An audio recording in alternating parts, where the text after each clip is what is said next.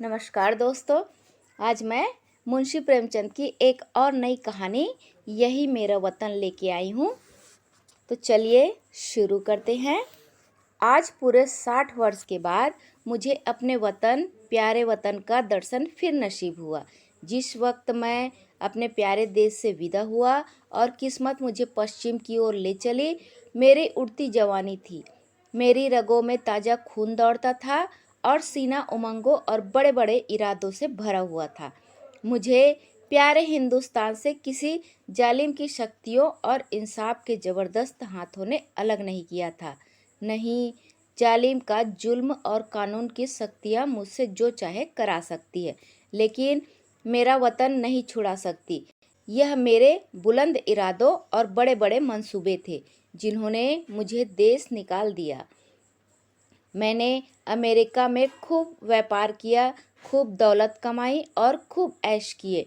भाग्य से बीवी भी ऐसी पाई जो अपने रूप में बेजोड़ थी, जिसकी खूबसूरती की चर्चा सारे अमेरिका में फैली हुई थी और जिसके दिल में किसी ऐसे ख्याल की गुंजाइश भी न थी जिससे मुझसे संबंध न हो। मैं उस पर अपने प्राण न्यौछावर करता था और वह मेरे लिए सब कुछ थी।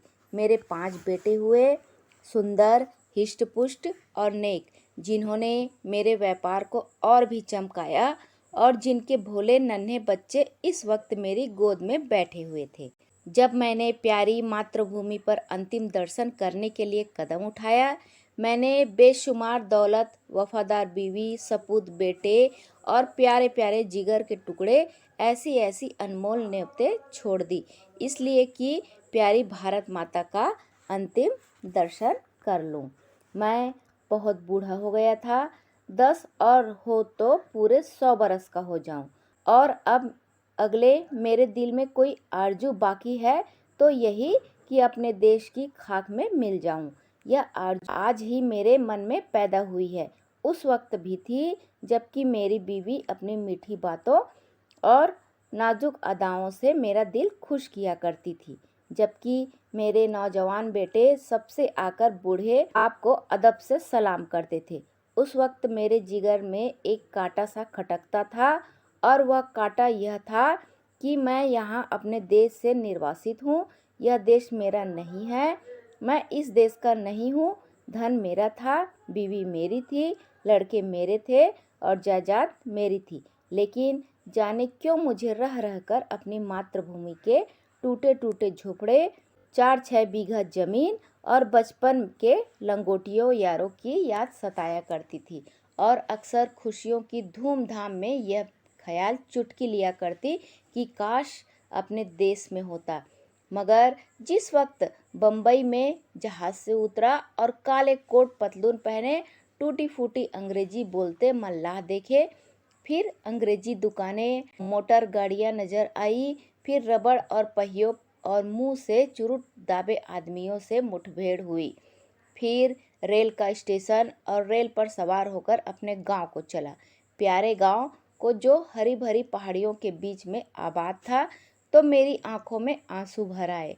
मैं बहुत रोया, क्योंकि यह मेरा देश न था, यह वह देश न था जिसके दर्शन की लालसा मेरे दिल में लहरें लिया करती थी। यह कोई और देश था, यह अमेरिका था, इंग्लिस्तान था, मगर प्यारा भारत नहीं।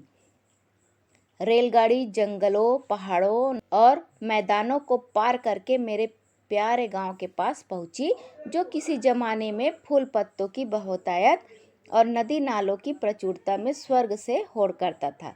मैं गाड़ी से उतरा तो मेरा दिल बासों उछल रहा था। अब अपना प्यारा घर देखूंगा, अपने बचपन के प्यारे साथियों से मिलूंगा। मुझे उस समय बिल्कुल याद न रहा कि मैं 90 साल का बूढ़ा हूँ। जैसे जैसे मैं गांव के नज़दीक पहुंचता था, मेरे कदम तेज तेज उठते थे और दिल में एक ऐसी खुशी लहरें मार रही थी कि जिसे बयान नहीं किया जा सकता। हर चीज़ पर आंखें फाड़ फाड़ कर निगाह डालता। आहा, यह वही नाला है जिसमें हम हर रोज़ घोड़े नहलाते और खुद गोते लगाते थे, लेकिन अब इनके दोनों तरफ कांटेदार तारों की चारदीवारी खिंची हुई थी और सामने एक बंगला था जिसमें 2-3 अंग्रेज बंदूकें लिए इधर उधर ताक रहे थे। नाले में नहाने या नहलाने की सख्त मनाही थी। गांव में गया और आंखें बचपन के साथियों को ढूंढने लगी, लेकिन अफसोस यह सब के सब मौत का निवाला बन चुके थे। और मेरा टूटा फूटा झोपड़ा, जिसकी गोद में बरसों तक खेला था, जहां बचपन और बेफिक्रियों के मजे लूटे थे, जिसका नक्शा अभी तक आंखों में फिर रहा है, वह अब मिट्टी का एक ढेर बन गया था। जगह गैर आबाद न थी। सैकड़ों आदमी चलते फिरते नजर आए, जो अदालत और कलेक्ट्री और थाने पुलिस की बातें कर रहे थे। उनके चेहरे बेजान और फिक्र में डूबे हुए थे और वे सब दुनिया की परेशानियों से टूटे हुए मालूम होते थे। मेरे साथियों के से हिष्ट पुष्ट सुंदर गोरे नौजवान कहीं न दिखाई दिए।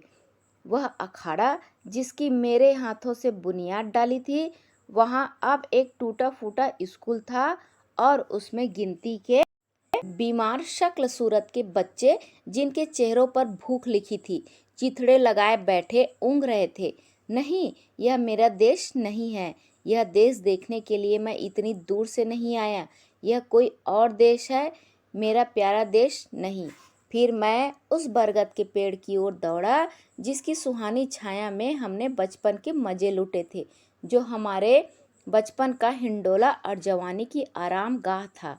इस प्यारे बरगद को देखते ही रोना सा आने लगा और ऐसी हसरत भरी, तड़पाने वाली और दर्दनाक यादें ताजी हो गई कि घंटों जमीन पर बैठकर रोता रहा। यही हमारा प्यारा बरगद है, जिसकी फुनगियों पर हम चढ़ते थे, जिसकी जटाएं हमारा झूला थी और जिसके फल हमारी सारी दुनिया की मिठाइयों से ज़्यादा मज़ेदार और मीठे मालूम होते थे। वह मेरे गले में बाहें डालकर खेलने वाले हम जोली, जो कभी रूठते थे कभी मनाते थे, वह कहाँ गए? आह, मैं बेघर बार मुसाफिर क्या अब अकेला हूँ? क्या मेरा कोई साथी नहीं? इस बरगद के पास अब खाना और पेड़ के नीचे एक कुर्सी पर कोई लाल पगड़ी बांधे बैठा हुआ था। उसके आसपास 10-20 और लाल पगड़ी वाले हाथ बांधे खड़े थे और एक अकाल का मारा आदमी, जिस पर अभी अभी चाबुकों की बौछार थी, बड़ा सिसक रहा था। मुझे ख्याल आया, यह मेरा प्यारा देश नहीं, यह कोई और देश है। यह यूरोप है, अमेरिका है, लेकिन प्यारा देश नहीं है, हरगिज नहीं। इधर से निराश होकर मैं उस चौपाल की ओर चला, जहां शाम को पिताजी गांव के और बड़े बूढ़ों के साथ हुक्का पीते और हंसी दिल लगी करते थे। हम भी उस टाट पर कलाबाजियां खाया करते थे। इसी चौपाल में लगी हुई एक गौशाला थी, जहां गांव भर की गायें रखी जाती थी और हम यही बछड़े के साथ कुलेले करते थे। अफसोस, अब इस चौपाल का पता नहीं था। वहां अब गांव के टीका लगाने का स्टेशन और एक डाक खाना था। उन दिनों इसी चौपाल से लगा हुआ एक कुल्हाड़ा था, जहां जाड़े के दिनों में ऊख पेरी जाती थी और गुड़ की महक से दिमाग तर हो जाता था। हम और हमारी हमजोली घंटों गंडेरियों के इंतजार में बैठे रहते और गंडेरी काटने वाले मजदूरों के हाथों की तेजी पर अचरज करते थे। जहां सैकड़ों बार मैंने कच्चा रस और पक्का दूध मिलाकर पिया था, यहाँ आसपास के घरों से औरतें और बच्चे अपने अपने घड़े लेकर आते और उन्हें रस भरवा कर ले जाते। अफसोस, वह कोल्हू अभी ज्यों के त्यों गड़े हुए हैं, मगर देखो, कुल्हाड़े की जगह अब एक सन लपेटने वाली मशीन है और उसके सामने एक तंबोली और सिगरेट की दुकान है। इन दिल को छलनी करने वाले दृश्यों से दुखी होकर मैंने एक आदमी से, जो सूरत से शरीफ नजर आता था, कहा, बाबा, मैं परदेशी मुसाफिर हूँ, रात गुजारने के लिए मुझे जगह दे दो। उस आदमी ने मुझे सिर से पैर तक घूर कर देखा और बोला, आगे जाओ, यह जगह नहीं है। मैं आगे गया और यहाँ से फिर हुक्म मिला, आगे जाओ। 5वीं बार सवाल करने पर एक साहब ने मुट्ठी भर चने मेरे हाथ में रख दिए। चने मेरे हाथ से छूटकर गिर पड़े और आंखों से आंसू बहने लगे। हाय, यह मेरा प्यारा देश नहीं है, यह कोई और देश है। यह हमारा मेहमान और मुसाफिर की आवभगत करने वाला देश नहीं, हरगिज नहीं। मैंने एक सिगरेट की डिबिया ली और एक सुनसान जगह पर बैठकर बीते दिनों को याद करने लगा कि अचानक मुझे उस धर्मशाला का ख्याल आया जो मेरे परदेश जाते समय बन रही थी। मैं उधर की तरफ लपका कि रात किसी तरह वहीं काटूं, मगर अफसोस धर्मशाला की इमारत ज्यों की त्यों थी, लेकिन उसमें गरीब मुसाफिरों के लिए रहने के लिए जगह नहीं थी। शराब और शराबखोरी, जुआ और बदचलनी का वहाँ अड्डा था। यह हालत देखकर बरबस दिल से एक ठंडी आह निकली। मैं जोर से चीख उठा, नहीं नहीं, और 1000 बार नहीं, यह मेरा वतन, मेरा प्यारा देश, मेरा प्यारा भारत नहीं है, यह कोई और देश है। अंधेरी रात थी। गीदड़ और कुत्ते अपने राग अलाप रहे थे। मैं दर्द भरा दिल लिए उसी नाले के किनारे जाकर बैठ गया और सोचने लगा कि अब क्या करूं। क्या फिर अपने बच्चों के पास लौट जाऊं और नामुराद मिट्टी अमेरिका की खाक में मिलाऊं? अब तो मेरा कोई वतन न था। पहले मैं वतन से अलग जरूर था, लेकिन मेरे प्यारे वतन की याद दिल में बनी हुई थी। अब बेवतन हूँ, मेरा कोई वतन नहीं।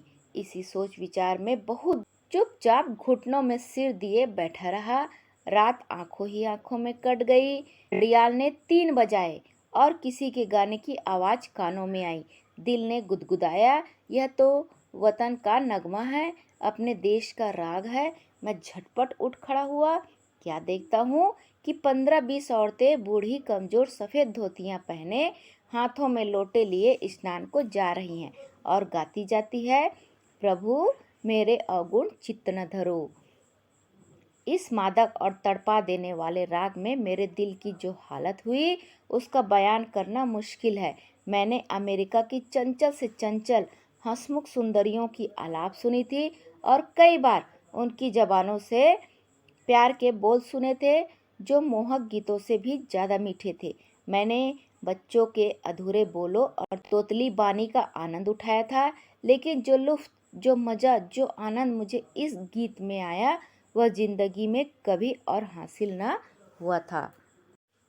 मैं भी मन ही मन इस गाने को गाता चला जा रहा था कि तभी बहुत से लोगों की बातचीत सुनाई पड़ी और कुछ लोग हाथों में पीतल के कमंडल लिए शिव शिव, हर हर गंगे, नारायण नारायण कहते हुए दिखाई दिए।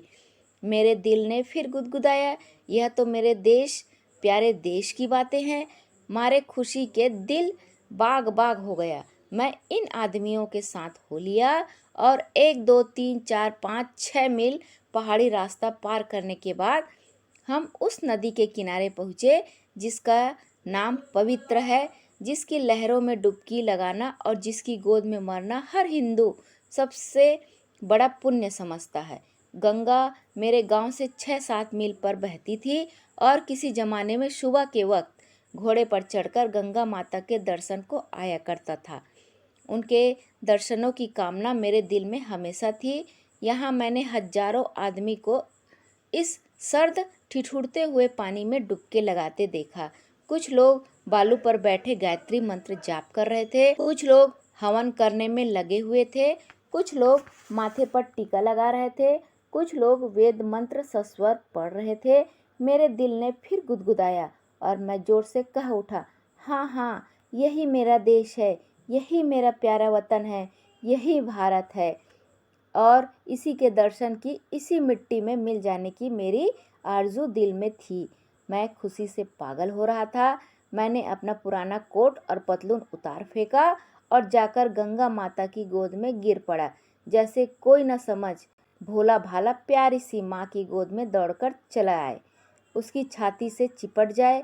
हाँ, अब अपने देश में हूँ, यह मेरा प्यारा वतन है, यह लोग मेरे भाई हैं, गंगा मेरी माता है। मैंने ठीक गंगा जी के किनारे एक छोटी सी झोपड़ी बनवा ली और अब मुझे सिवाय राम नाम जपने के और कोई काम नहीं। मैं रोज शाम सवेरे गंगा स्नान करता हूँ और यह मेरी लालसा है कि इसी जगह दम निकले और मेरी हड्डियाँ गंगा माता की भेंट चढ़े। मेरे बीवी बच्चे मुझे बार बार बुलाते हैं, मगर अब मैं यह गंगा का किनारा और यह प्यारा देश छोड़कर वहाँ नहीं जा सकता। मैं अपनी मिट्टी गंगा जी को सौंपूंगा। अब दुनिया की कोई इच्छा नहीं, कोई आकांक्षा यहाँ से नहीं हटा सकती, क्योंकि यह मेरा प्यारा देश, मेरी प्यारी मातृभूमि है और मेरी लालसा है कि मैं अपने देश में मरूं।